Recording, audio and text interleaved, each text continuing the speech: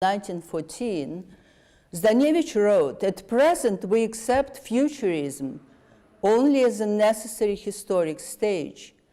But your current propaganda, I not only do not accept, but regard as simply destructive to art, as a complete surrender of the position you used to hold, a surrender in the name of academicism. Your futurism," Zdanevich continued, "is now no more than a mask, and if you will, is more academic than the academy itself." The end of the quote. In other words, Zdanevich called for new and much more radical practices than futurists had proposed at the time. Because Marinetti stayed in Russia longer than planned, the meeting between him and Zdanevich did take place. And as his letter testifies, much later letter from the 20s, they remained in contact after Zdanevich moved to Paris in the early 20s. Through his brother Kirill, Ilia Zdanevich met and joined forces with the artist Mikhail Larionov, the outrageous avant-gardes who formed groups and organized exhibitions with such scandalous names as Donkey's Tail and Target. Larionov's fixation on negation for the sake of negation turned him into a detractor of the absurdities of contemporary life, which he deconstructed with what the German Dadaist Hans Richter called demonic humor, and the graffiti-like writing within the space of his paintings.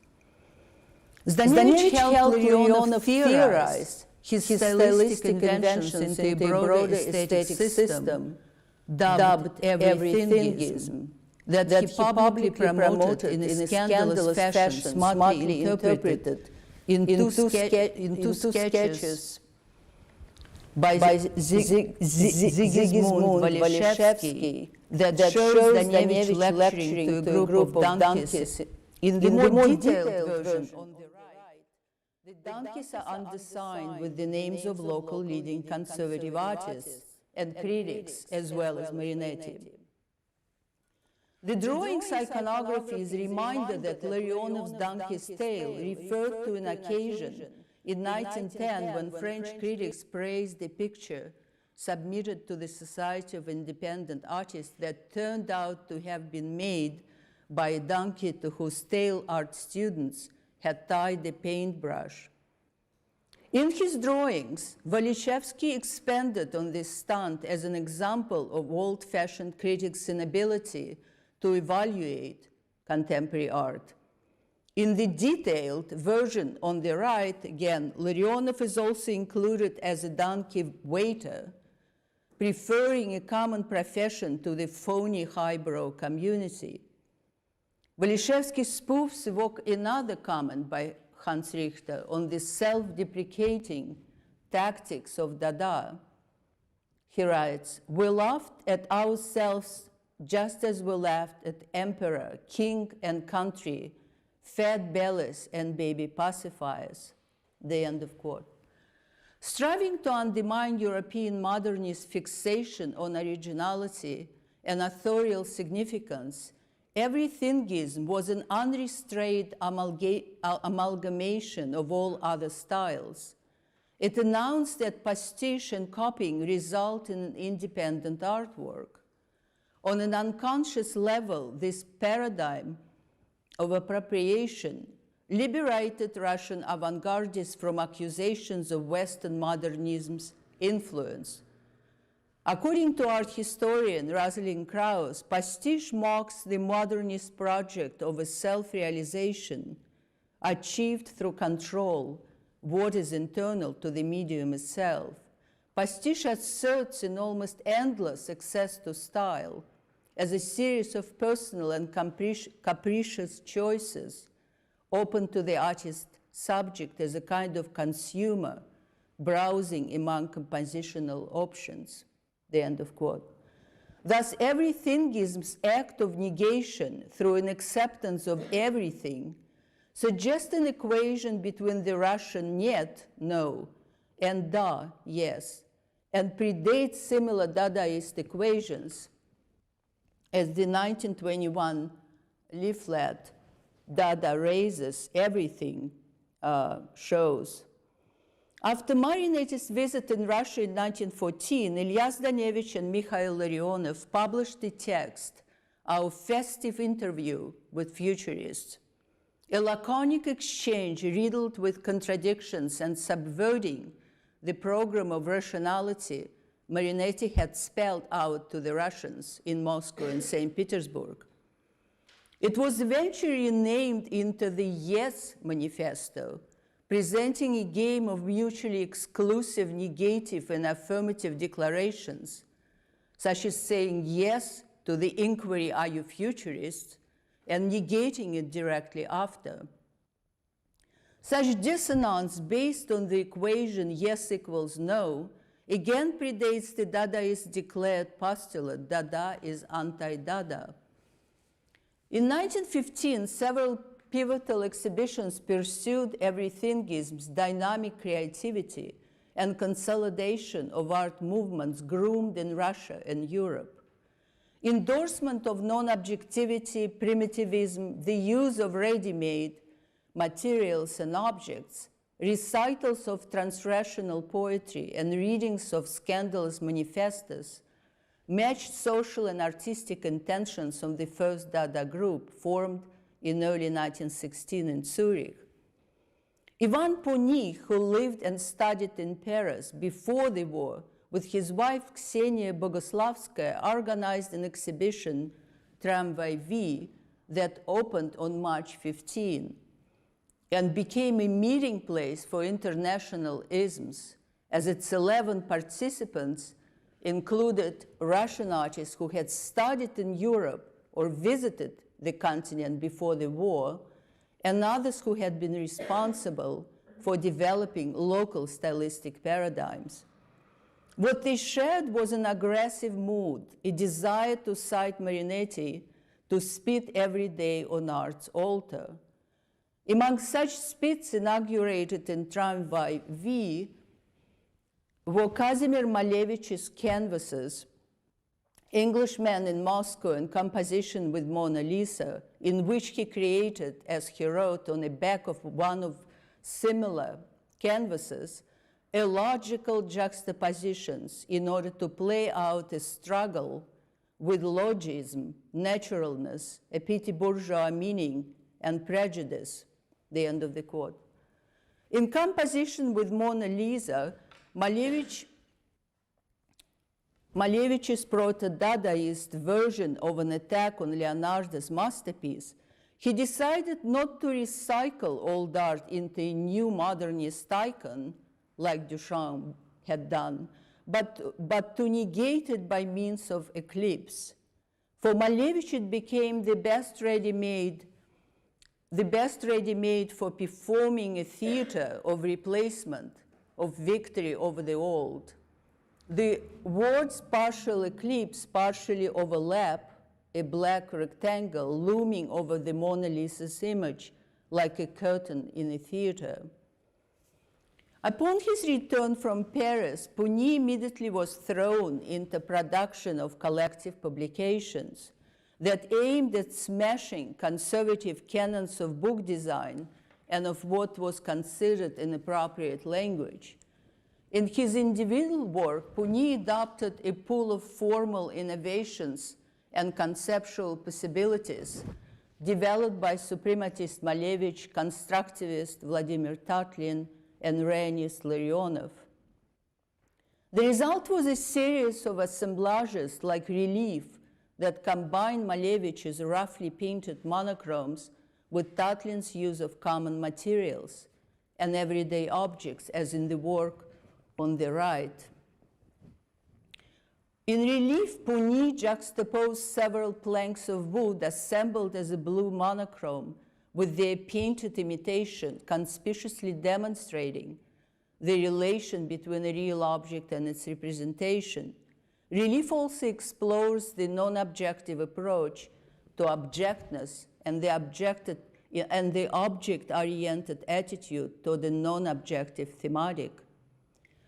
Pougny's card players, reproduced in a contemporary magazine review of Tramvai V, recontextualizes Paul Cézanne's card plays not only by abstracting its content, but by assembling wood and iron pieces to such a degree of density that the artwork's internal and external borders are perceived as severely breached. And this is the work on the right, on top. Onto this composition without boundaries, Pougny fixed a piece of wood to an outer edge, positioning card plays as a springboard of Kurt Schwider's Märzbau, defined by Dorothea Dietrich as an expensive collage project related to Dadaism and initiated in the early 20s in the case of Schwider's. The outbreak of World War I in 1914 intensified Russians' awareness of the political significance of their cultural revolt. Malevich stated, "We should use the war for the preparation for a final disintegration of academicism," the end of quote. His solemn black square, painted in 1915, reflected his anxiety and desire to resist. It became simultaneously his anti-war and anti-art emblem. That same year, Duchamp's statement that the war will produce a severe direct art not only hinted at his forthcoming fountain, but offered a fit description of Malevich's revolutionary canvas. As in the case of the Zurich Dadaists, whose formation was an anti-war phenomenon, the consciousness of rebellious Russian artists dwelled between the battlefield and the cultural field, or the space that art historian Lee Dickerman describes in reference to Dada artists as where, and I quote, "art is imagined in a quasi-military way," the end of quote. Several letters that Kazimir Malevich wrote to his friend, painter and composer Mikhail Matushin from the war front convey this kind of context for creativity. "I'm sitting on the front line writing about cubism amid the rattle, roar, and noise of propellers. I will present it as a weapon with which our understanding of thing as something whole was effaced from our mind," the end of quote. Malevich's substitution of a military term for an art style, as well as his alluding to cubism's distortion and fragmentation of the human body, effectively fits creative formulas of German Dadaists, particularly those of Richard Ulsenbeck and George Grosz. Also during the war period, Alexei Kruchonov, poet Alexei Kruchonov, the transrational poet, but also an artist, and the friend of Ilia Zdanevich, self-published the book Universal War with an empty white cover and the Cyrillic heart sign used to indicate masculine forms of verbs and nouns, including names. The sign's eradication was being proposed at the time, which for Kruchonov signified a shift in language to be relentlessly pursued. The heart sign, along with the book's title, works to suggest that war is a male invention. Zdanevich had swiftly reacted to the February Revolution of 1917, and while in St. Petersburg, he displayed characteristic sagacity by considering the February Revolution a rehearsal of what to come and embarking on the consolidation of left artists to defend and disseminate avant-garde tenets in the new socio-political reality. Upon return to Tiflis, capital of Georgia, Zdanevich joined forces with Kruchonov, then living there, and became affected by the poet's uncompromising verdict on contemporary art and politics. Our epoch is in zero, Krychonych declared. The world not only has been reshaped, but it's thrown away. What is left? Nothing. What will come? Something beyond the zero, the end of quote. Krychonych viewed the February Revolution as he had the war as a ground for estrangement, a term Viktor Shklovsky coined in 1917, and shifts. In other words, formalist concepts catapulted into politics as the avant-garde artists and poets, conscious violations and distortions of traditional aesthetics, manifested themselves in real life. In 1919, already after the October Revolution, Zdanevich and Krychonych collaborated on the manifesto of the 41 degree, in which they stated that, and I quote, "Company 41 degree unifies left-wing futurism and affirms transreason as the mandatory form for the embodiment of art. The task of 41 degrees to place the world on a new axis." The end of quote. Krychonych and Zdanevich's alliance will expand into the 1940s, when Alberto Giacometti illustrated Krychonich's poem as part of Zdanevich's volume of Poetry of Unknown Words that combined the Russian and European artists and poets in the spirit of the pre-war collaboration and camaraderie. Formalist critic Roman Jakobson, in 1921 publication Letters from the West, published in the Russian newspaper Herald of Labor, analyzed the Russians as having traveled to the October Revolution of 1917 through a realization of the violence of artistic form that in the West had culminated in Marcel Duchamp's Fountain, the end of quote. Curiously, the avant-garde artist Gustav Klutzes depicted the moment of the Russian Revolution in the Cubo-Futurist style, reminding in its hyper-motion Duchamp's nude descending a staircase.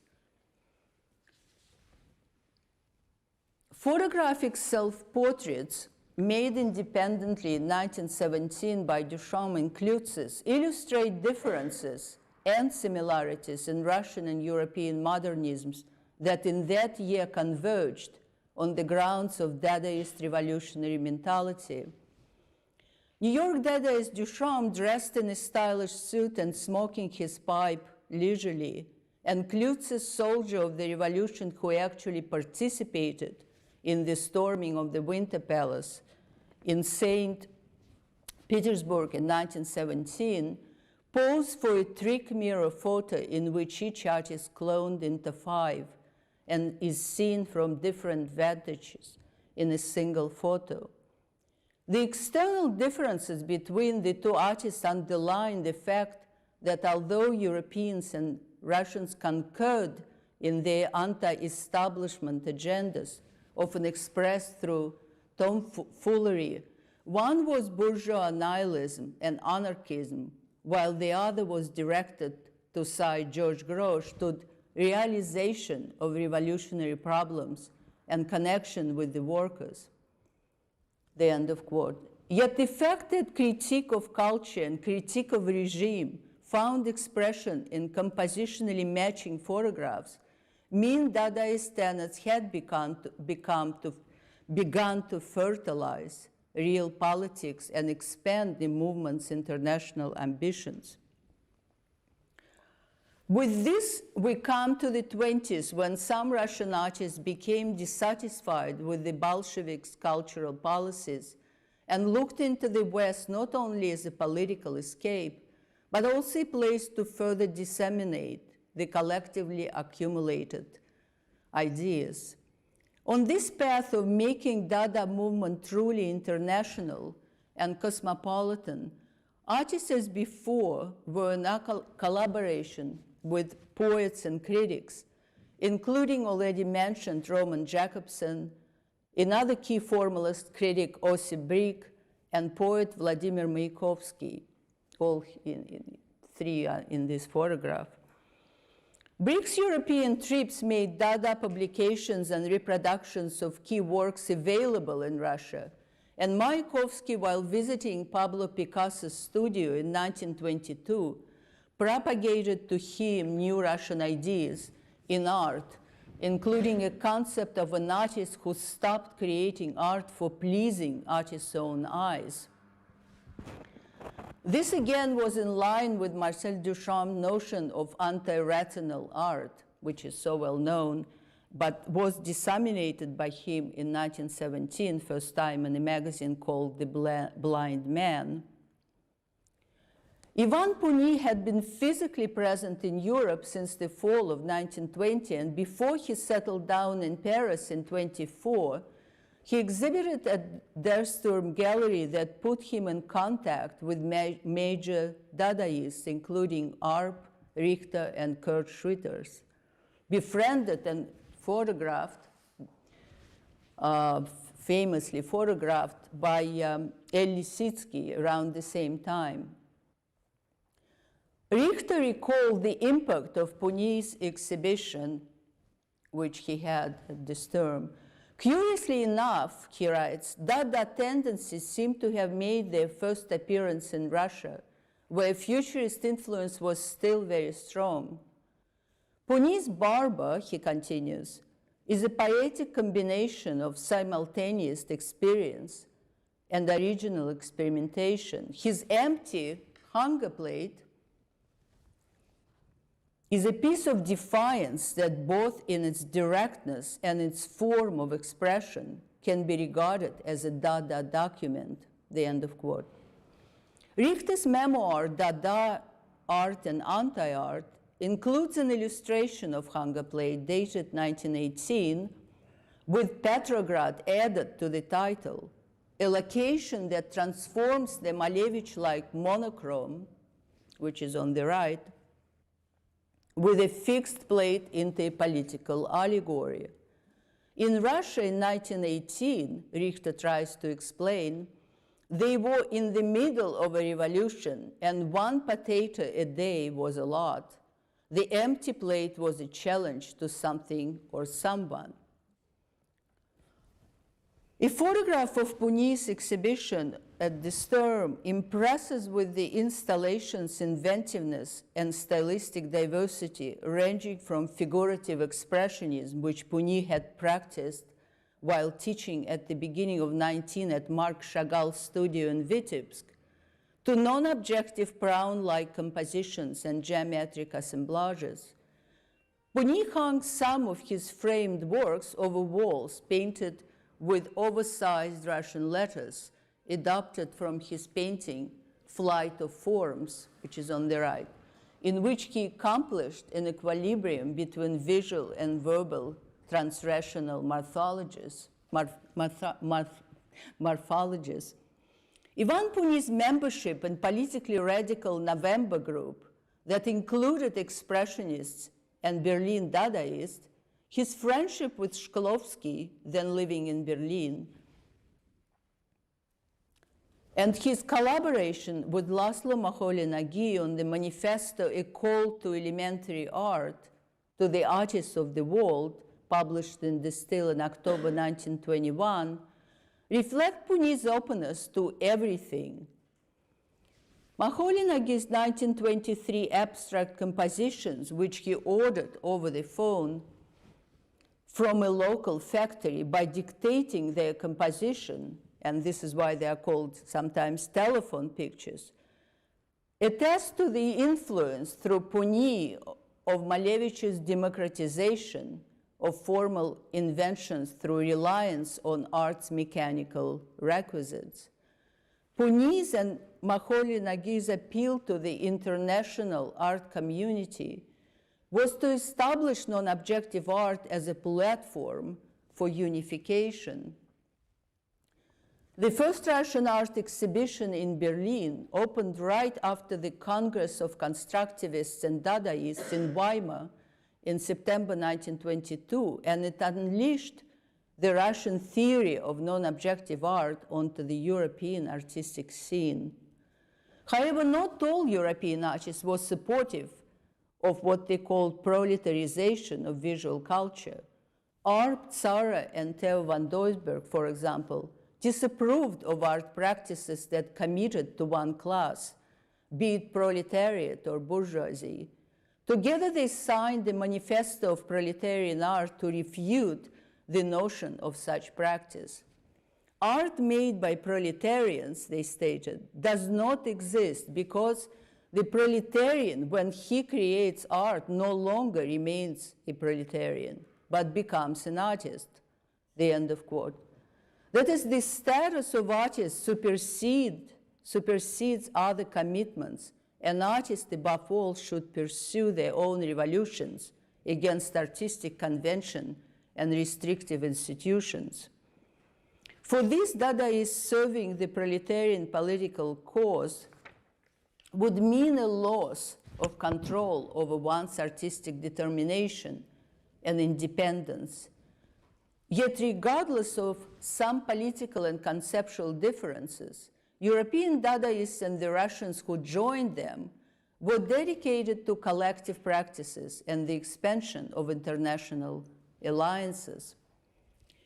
Believing that Dada was cosmopolitan, Sergei Sharshun was the most relentless in his commitment to building bridges with the Dadaists.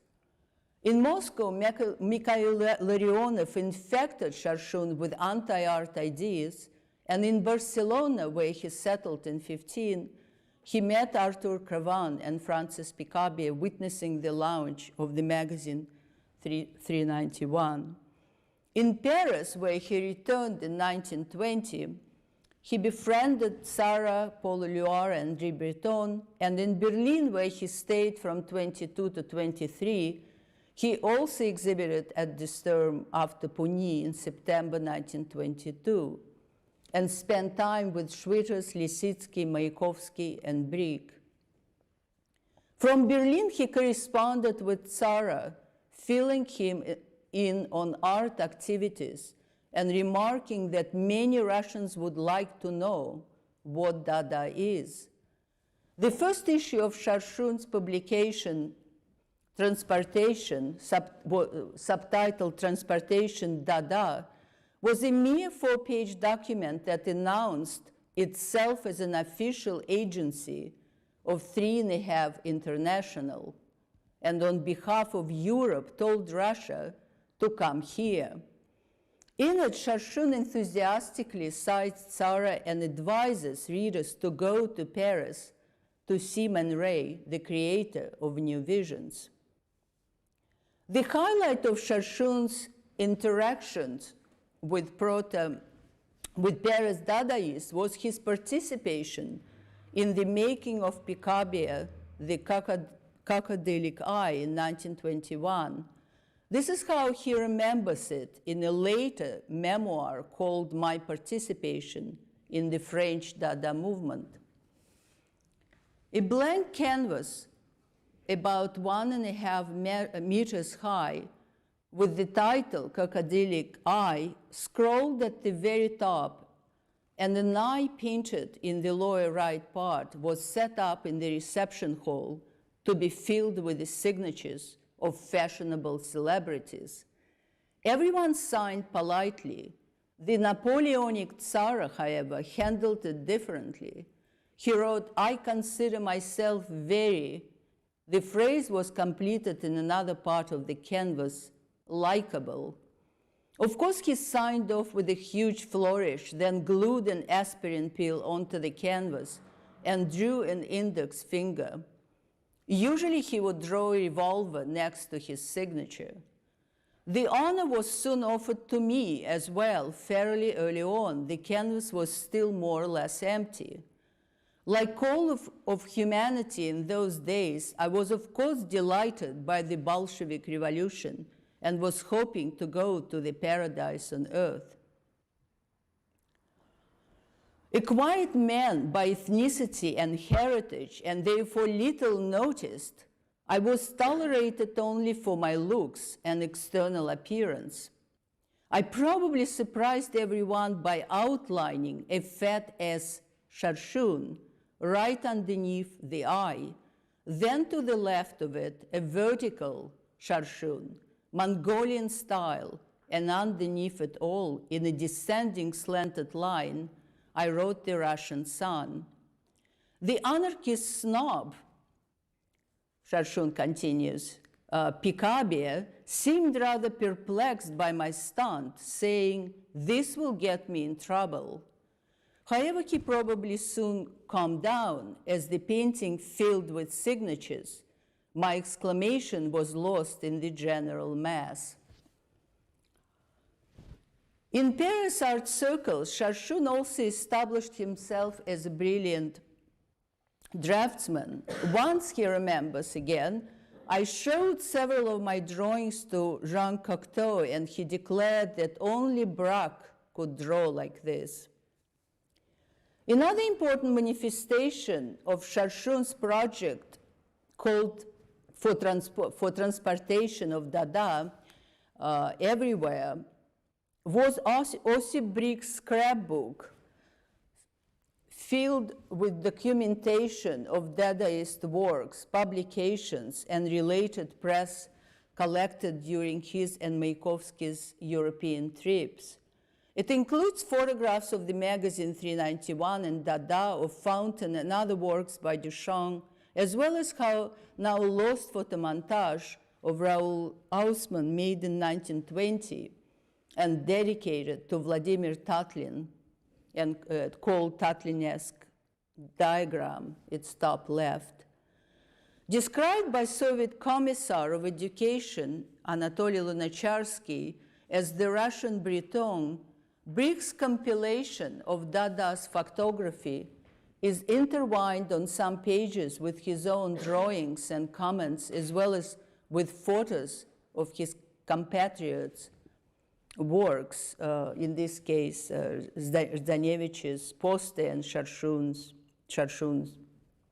portrait, all affirming Bric's conviction that Dadaism suited his leftist agenda.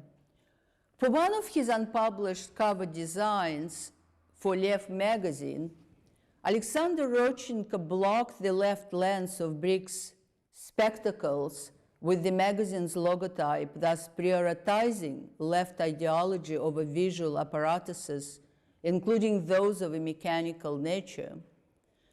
This image of Bric creates a fascinating pair with the portrait of Arp taken in 1926 by an anonymous photographer who captured him with his eye obstructed by a naval monocle. The two portraits underline the difference between the far left and moderate Dadaists such as Arp. The latter continued to invest their creativity into optical rather than political shifts. In Berlin, Mayakovsky met Sergei Diaghilev, who invited him to Paris. He agreed most likely because, among other opportunities, it meant reuniting with his fellow avant-gardists Larionov and Goncharova, who since settling in Paris in 1915 had gained acclaim in European avant-garde circles, first in 12 for Larionov's exhibition, All Said This Term, and then for the couple's exhibition in Paris in 1914, for which Apollinaire wrote the introduction to the exhibition catalogue. Mayakovsky's reunion with Larionov resulted in a collaboration, the publication in book form of Mayakovsky's poem Sun, illustrated by Larionov. Its theme corresponds with Mayakovsky's preoccupation with the symbolism of the ray as elaborated in his poetical fantasy titled The Fourth International. It expands on Larionov's arsenal of metaphoric powers for the ray that resulted in launching abstract style Rayonism that Ilia Zdanevich also practiced and helped to theorize into a broader aesthetic system, which I mentioned, of everythingism.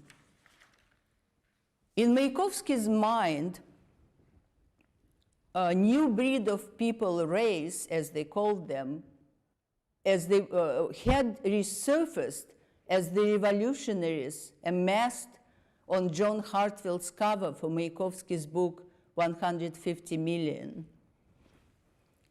Sun's cover shows radiant beams of light overlapping an anthropomorphic form that Larionov had used earlier that year in his design for the invitation to the grand ball transvestite transmental organized in Paris on February 23, 1923 to benefit the relief fund of the Russian Artists' Union in the presence of the major cubists, Picasso, Gris, and Glass, as well as Fernand Léger. Although the title theme confirms that Larionov's inclination for provocation and transgression remained intact, in the image, the gender-ambiguous figure lacks the sexual explicitness demonstrated in Dadaist works on the same subject.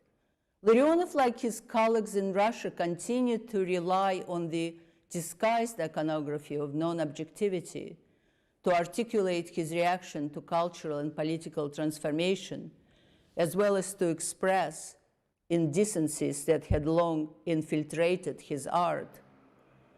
Less than 2 weeks after his arrival to Paris in November 21, Zdanevich delivered a lecture, New Schools in Russian Poetry, that equally benefited Russian poets and artists as it analyzed the creative techniques relevant to their proto-Dada practices discussed earlier.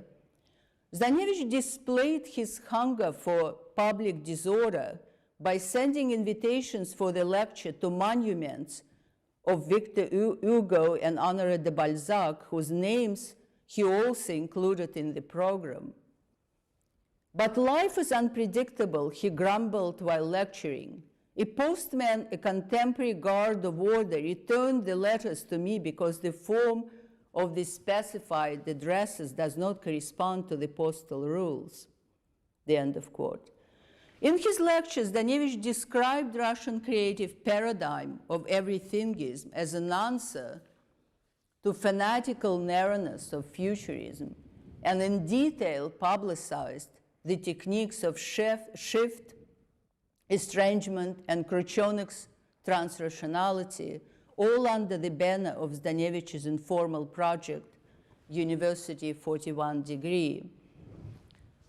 In his lectures, Zdanevich also suggested that the process of destruction of logical language is a key to understanding dreams, to their interpretation, similar to that proposed by Professor Freud.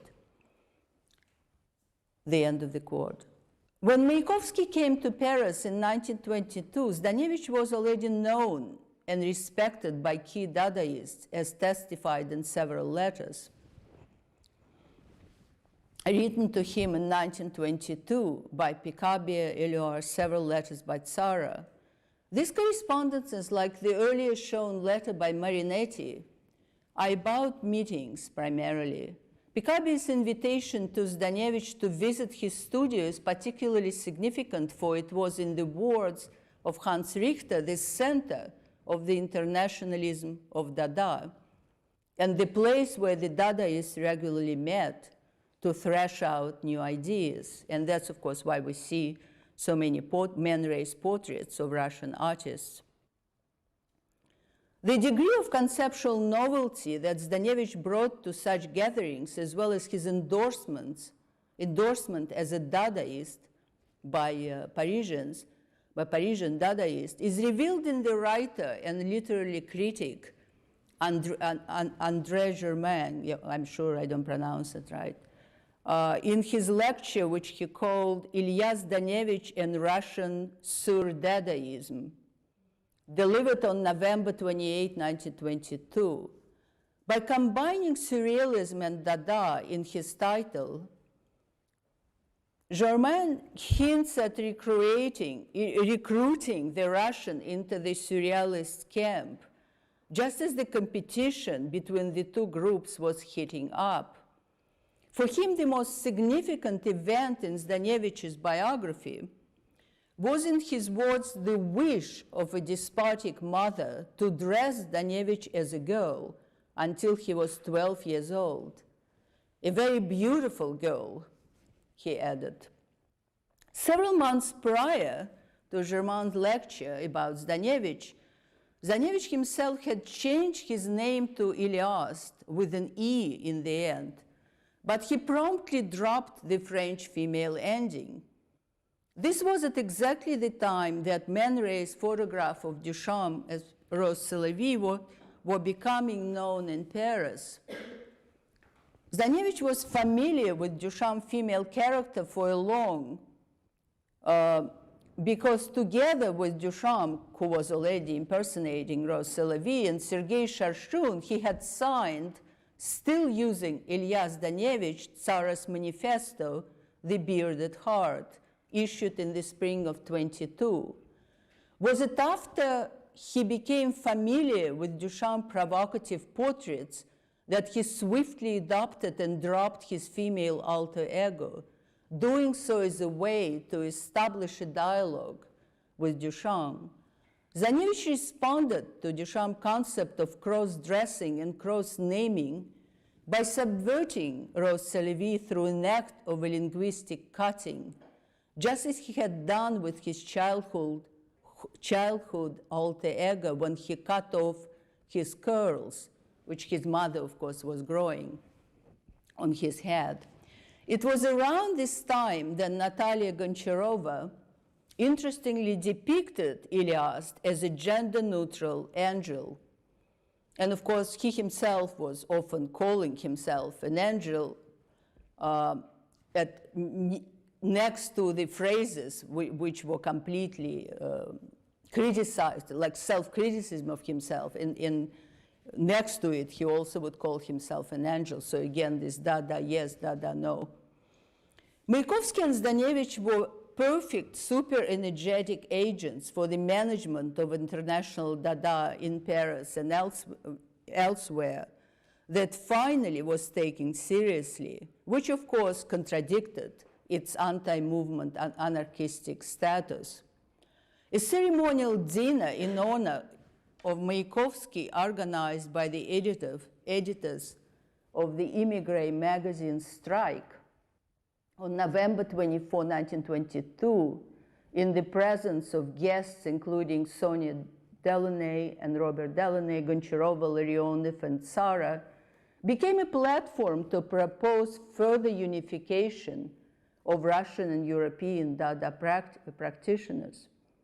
The formation of a tactical group followed with the goal to increase connections between left immigrants, the like-minded in Soviet Russia, and French colleagues. Tsara's signature left in the dinner's guest book with a heart pierced by an index finger testifies to his favoring such exchanges, which he was already conducting through correspondence with Charchoune and friendly meetings with Ivan Pougny.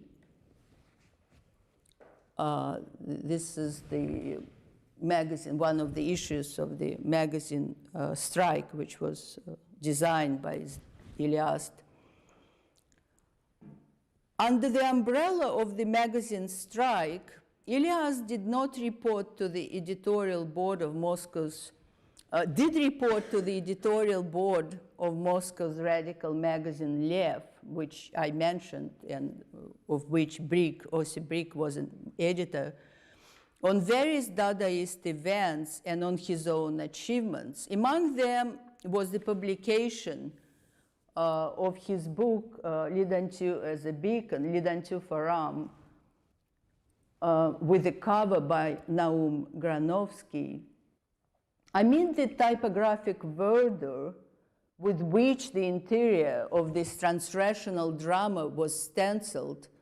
One finds the word Dada made to stand out on the bottom of the left page with descending letters and varied typefaces.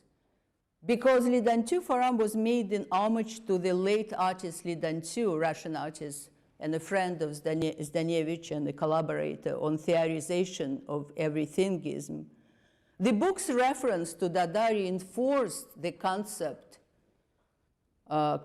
proto-Dadaist pedigree.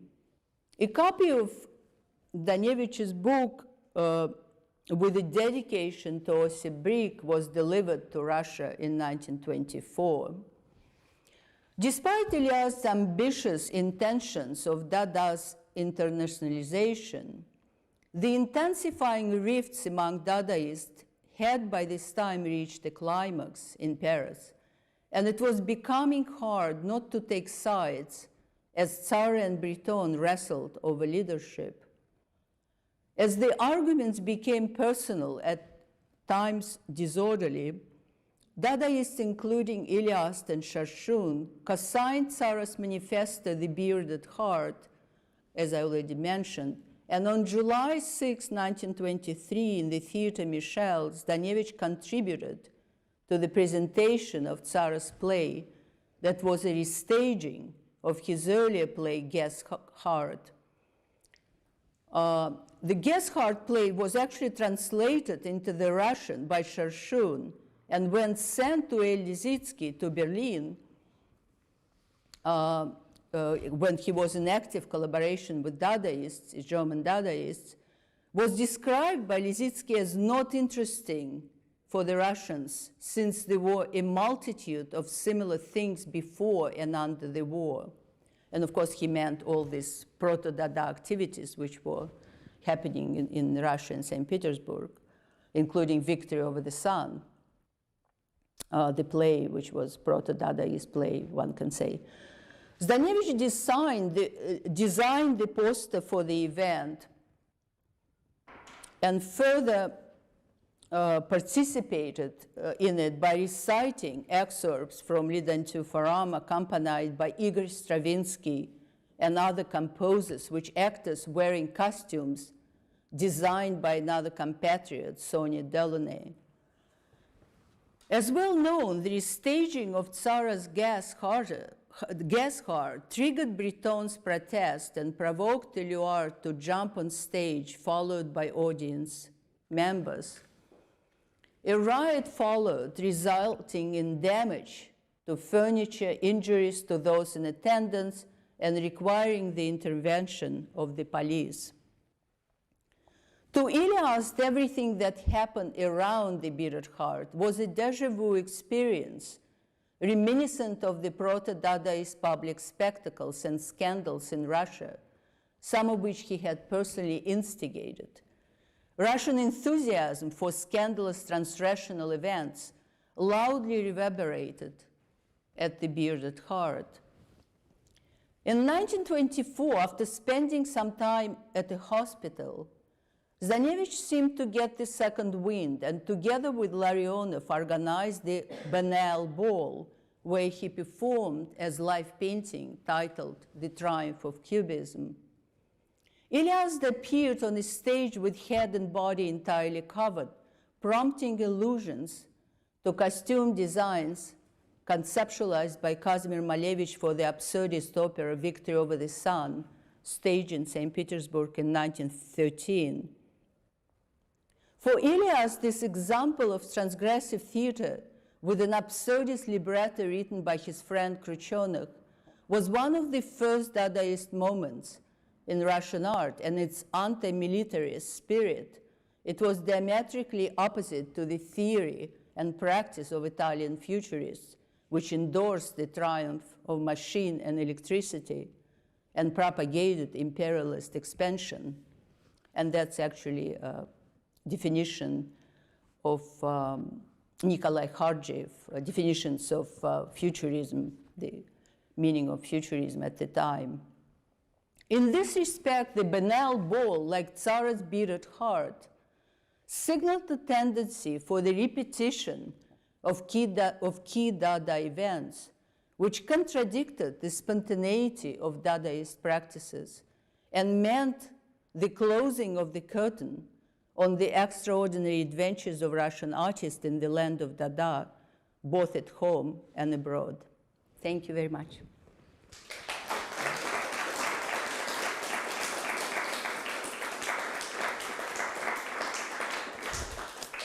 Thank you.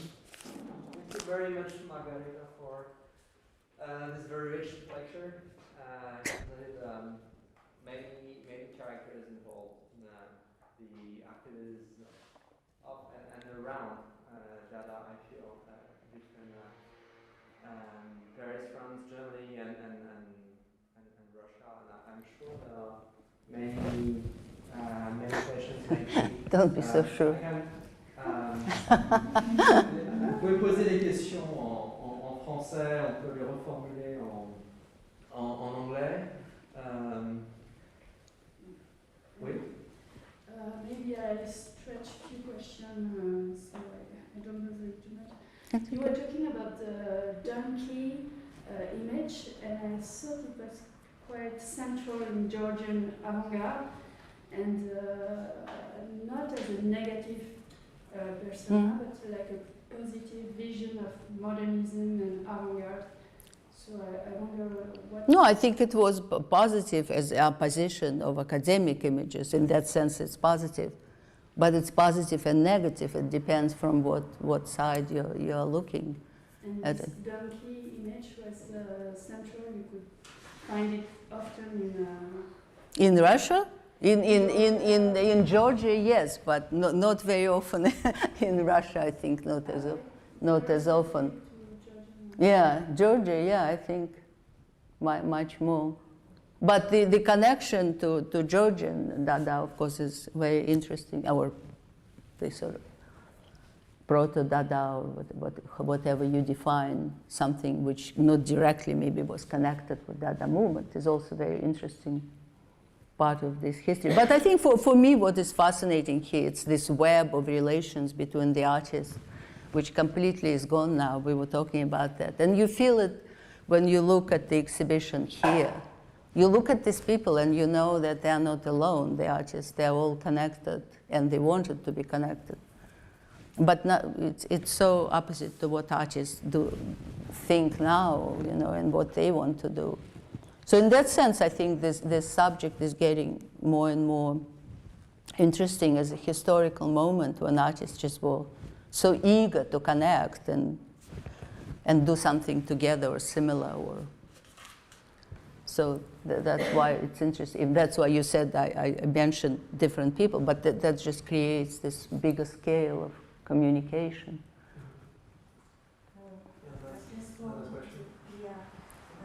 Could you tell us, please?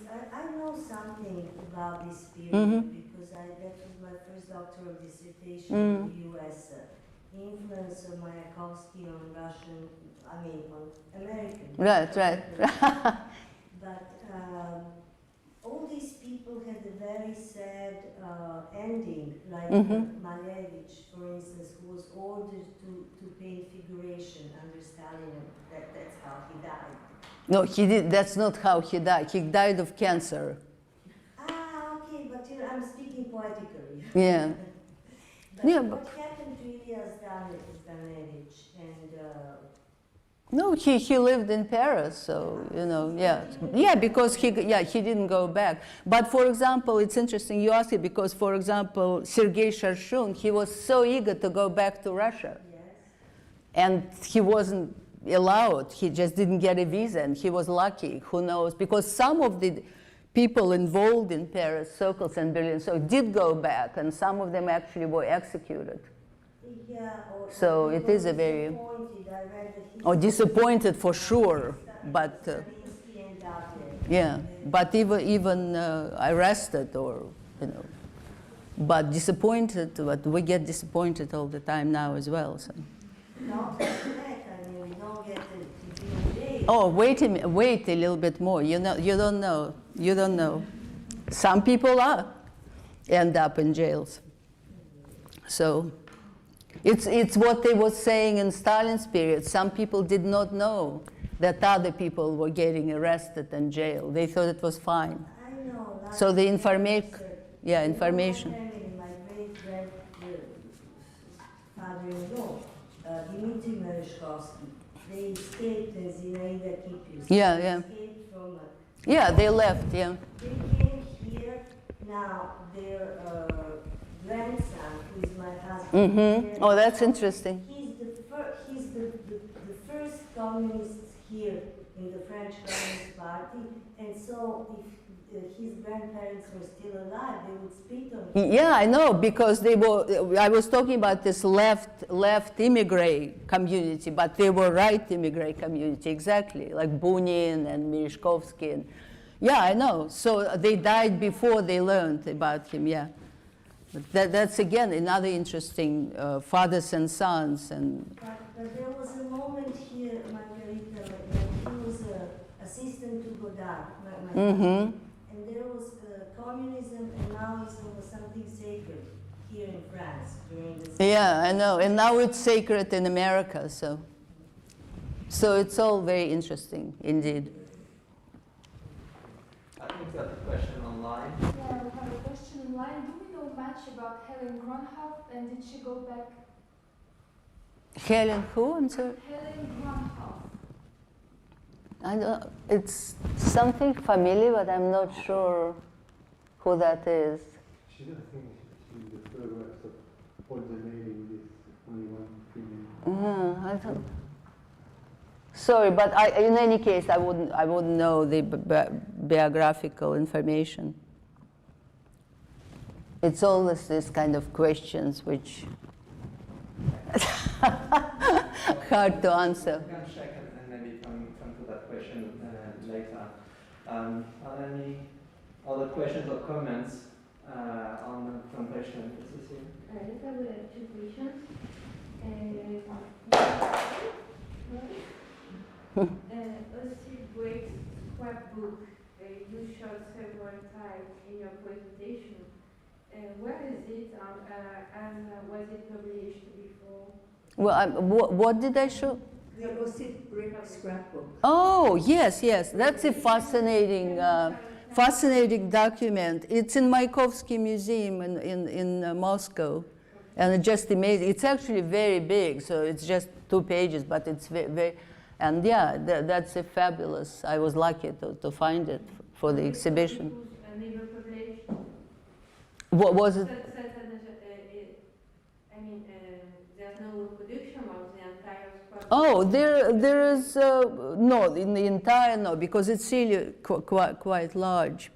But so you can see it's not exhibited in Mayakovsky Museum, but you could, yeah, it's more for research. But you can, he also wrote so many comments. You can also study, I guess it would be very interesting. I haven't done it, but it would be a great project also to study his comments and not only photographs.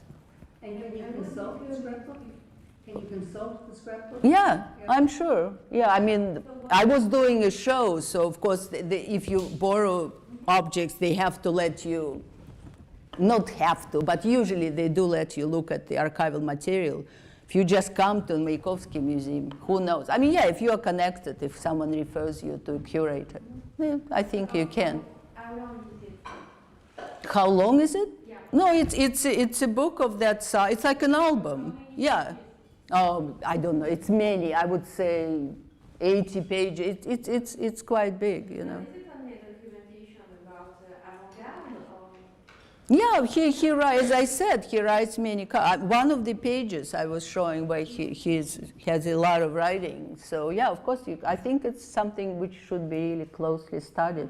Maybe you can do an article about it. Yes, it seems like a very rich document that is Berliner. I think we are. But that was. I saw it. I'm not. That was one of the documents which, when you find for your exhibition or your book, you think, oh my God, how could that come about? Because no one ever really published it, not in Russia, not in.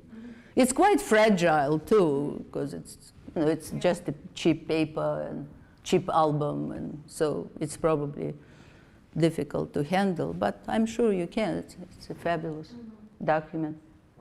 We're waiting for a facsimile. You should do that. Yeah. Me? No. It's too meticulous for me. At this point, I mean, yeah, it's a different. Maybe I will. I don't know. Who knows? I have actually. I think it's fully photographed. I have all the photographs. Second question. No, maybe I just wanted to ask your opinion about the evolution of Pougny specifically here in France. because he was just after the time you spoke about now. Oh, later. Later, in the second half of the 20s, he was associated with École de Paris, and his style radically changed. Yeah, of course. Do But you have an explanation what you're feeling? But his style drastically changed. You know, this transition from Chagall to Malevich changed a lot of people. Thank God, you know. I mean, but so he was one of those people who did very Chagall-like work when he was in Vitebsk. But then he changed completely and did this fabulous stuff. So I guess he changed again. It also depends on what is your audience. When you see everyone is in avant-garde spirit, you do avant-garde work. When you see that people get sort of disconnected, and so then you concentrate on your own ideas much more, and then you maybe do better work or worse work. It depends. So of course they change. I mean, look at Zdanevich. He changed it. He was a designer for Chanel. I mean, he was a lot of things, which had nothing to do with his earlier. He wasn't even an artist in the beginning, not real artist. He was more like a theoretician, but he became a great designer, so I don't know. But interestingly enough, what you showed of Zdanevich, the Poésie des mots inconnus, is dated from 1949. Yeah, 49. Yeah, I just stick it in for you. Thank you. Thanks for that. It actually gathers a lot of various artists and Yeah, of course. You knew about it, of course. yes, Yeah. because we have Yeah, of course. one of the Yeah. books in the collection Yeah. documented contribution, but the contributions are numerous, and what's interesting is that it occurred, the old project, as you know, occurred in some definition of what avant-garde can be Yes, in the aftermath of World War II. And the fact that Zdanevich gathered all around him a numerous number of contributors was the demonstration towards newcomers such as Izu that he and his friends were still active and could promote new kinds of art towards what Izu was attacking. And that I'm pretty sure you don't know because that's in our archives and I haven't seen it published yet. That Giacometti also helped Izu at the same time. And so strangely enough, two generations of artists were helped by the same artist. And what's also striking in this book, because really it's Yeah, it's good. You could see it. Is that it promotes in the idea avant-garde art, but what's inside really is not something Avant-garde. Well, I won't judge on Yeah, right, I understand. But it's not new in terms of the production of each artist. And so that's quite interesting with Giacometti, for instance, art in the light. That's very much what he's doing in the late 40s, but it's not something dramatically new at the same time. But it's an anthology. It's not? Yes, it's an anthology. It's not supposed to be new, it's supposed to bring back things that have been forgotten. Yes, That's also how he gets money. He's a typographer at the time, and it's important to make money with it. So Yeah, No, but I think it's not the interest of that book, qui est un des plus beaux livres, produits en France au XXe siècle. I think Intérêt financier du tout, I think what is provocative here, and probably Zdanevich is sort of spoof, that he asked Giacometti to illustrate Kruchonek, which I wouldn't think immediately is the right poet for him. And the old book is, as you said, as you mentioned, is the idea that intonates interfere and pull the strings, the historical strings that gathered all those artists, and to make them a demonstration that the key connection between all of them through the book is the bookmaker, that is Iliazd. That's in one way I look at this book. And then there were some reactions made. Okay. So, well, yeah. If there are no other questions, I might just ask one last. It's about the very motivations of those three artists around which you built your talk to actually come to Paris. Because when you think about the relationship between Russian avant-garde and French and European avant-garde movements, we mostly think about leaflets, reviews, things that can travel, can move, and can pass from hands to hands. The very Sturm exhibition also shows that how these kind of ways to transmit ideas, forms, transportation, are very important. But I was also seeing the comment of Lizitsky on Zara's Kerala. I was also entering this typical way to address avant-garde innovation. I mean, we were the first to speak about proto, what still exists, etc. But since, according to Lizitsky's point of view, all these kind of forms of art already pre-existed in Russia around St. Petersburg or... I think you also meant the sort of theatrical events, which My question was what prompted them to individually go to Paris? What's the reason for Iliazd to go to Paris? What's Pougny's reason, and what's Charchun's reason? I mean, I don't know. Are they at some point political? Are they? I think. I mean, there were two centers, Berlin and Paris. Yeah, in terms of Dada or avant-garde. I mean, at least the centers. And I would think that in Berlin it was difficult for the Russians because there were so many conservative Russian immigrants who had very, very big presence and I think were influential. Yeah, what do you think? The Merezhkovsky, I mean, they were quite, Bunin got Nobel Prize. I mean, these people were, although he also moved to Paris. They were traditionally Yeah. tied to Paris. Yeah. If you see even today, Right. if you go to Dada, Yeah. the big cathedral, Alexandria, the Russians felt more at home, probably here. I don't know why. I don't, maybe it was just more lively. I don't know, Lysitsky did not come to Paris because he knew German. That can be a simple reason why he stayed there, because he spoke, I don't think Iliazd spoke French, but he tried to, maybe a little bit, but he didn't really. Pougny, of course, because he lived in Paris before the war.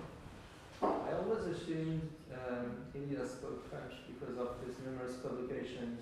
Maybe later, but not when he just arrived. I don't think so.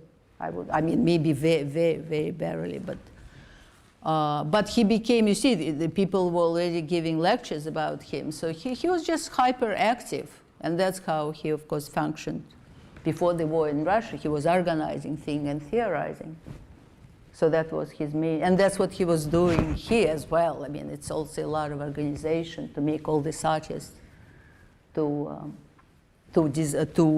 illustrate poems and usually for free, probably. So I don't know. Anyway, thank you very much. Thank you very much. Thank you.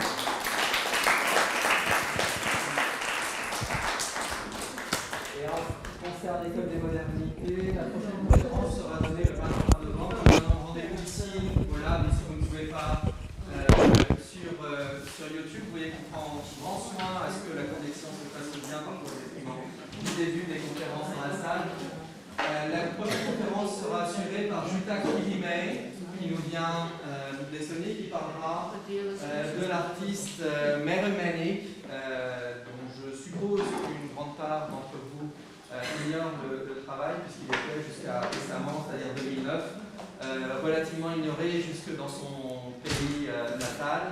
Jutta Killimay ayant contribué à la redécouverte de cette sculptrice qui a étudié à Paris et pratiqué la sculpture à Paris dans les années 50. Je vous donne rendez-vous pour nos prochains rendez-vous. Les programmes sont ici à votre disposition et je vous remercie de votre présence ce soir. À très bientôt.